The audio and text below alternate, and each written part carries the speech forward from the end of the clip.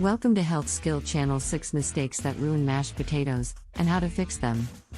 Make the best mashed potatoes ever by avoiding these pitfalls, like gummy, soggy and cold mashed potatoes. While they may not be the star of the show, mashed potatoes are an essential part of Thanksgiving dinner.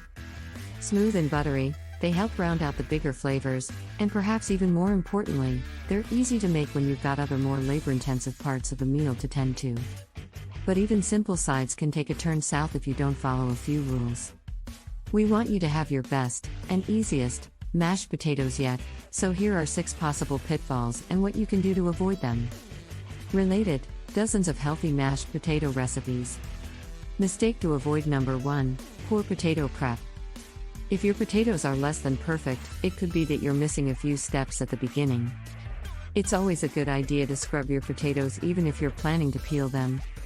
And if you're not peeling, then scrubbing the skin is an even more essential step to remove any dirt and debris that could be lingering. You'll also want to remove any eyes from the potatoes.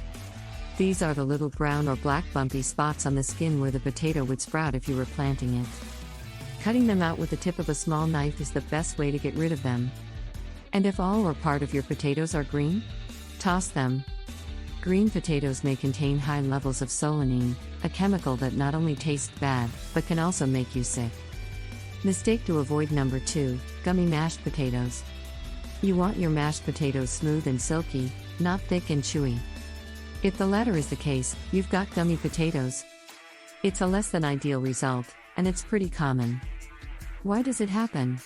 You could be using the wrong potatoes. Potatoes are generally considered waxy or starchy.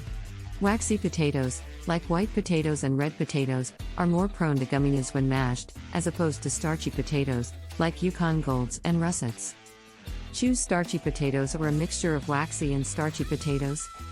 But be warned, even starchy potatoes can turn to a sticky paste if they're overworked. The lesson here? Don't overmix the potatoes. For mashed potatoes that are smooth without being gummy, a potato ricer is your best bet. It gently presses the potato into fine pieces, so all that's left to do is add your liquid and a pat or 2 of butter. If you choose to use an electric mixer, add your butter and milk toward the beginning of the mixing, and mix gently, stopping as soon as the potatoes are smooth. You can also use a potato masher, but this will produce more rustic potatoes, not a smooth mash. Related, mistakes that ruin stuffing, and how to fix them. Mistake to avoid number 3, lumpy mashed potatoes. Unwanted lumps are a result of mashing undercooked potato, so the key to avoiding lumps is cooking the potatoes correctly. Make sure that your potatoes are all cut roughly the same size so they cook at the same rate. And unlike pasta, potatoes should be started in cold water. If they're not, the outside cooks too quickly and the inside remains underdone, and then, well, you've got lumps. If you've got lumps, don't panic. And also, don't keep mixing, because that could make your potatoes gummy as well.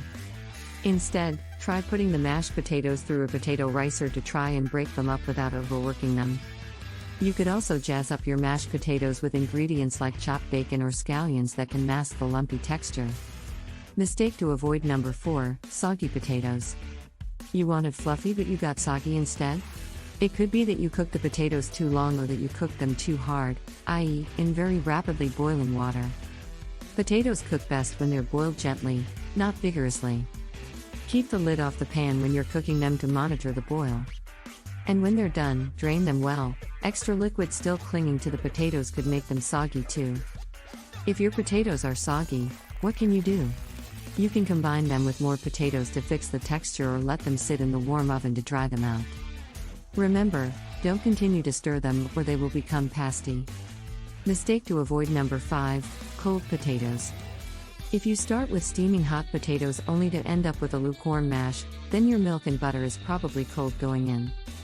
Heat your butter and milk up together until the butter is melted and the milk is steaming. To reheat cold mashed potatoes, microwave them, put them, covered, in a warm oven or gently heat them on the stovetop, but don't overstir. Mistake to avoid number 6, they're too salty. Plenty of people recommend salting the water you're using to cook your potatoes. We would advise against it. Potatoes suck in water and salt while cooking. It's hard to know how salty the end result will be, and it's much easier to add salt than it is to take it away. Add salt while you're mixing and taste as you go. If you find your potatoes are too salty, adding more liquid, such as milk or buttermilk, or more potatoes can help tone it down. No more potatoes on hand? Try adding some mashed cauliflower or root vegetables to the mix. Get more tips on how to make mashed potatoes perfectly every time. Thanks for watching this video.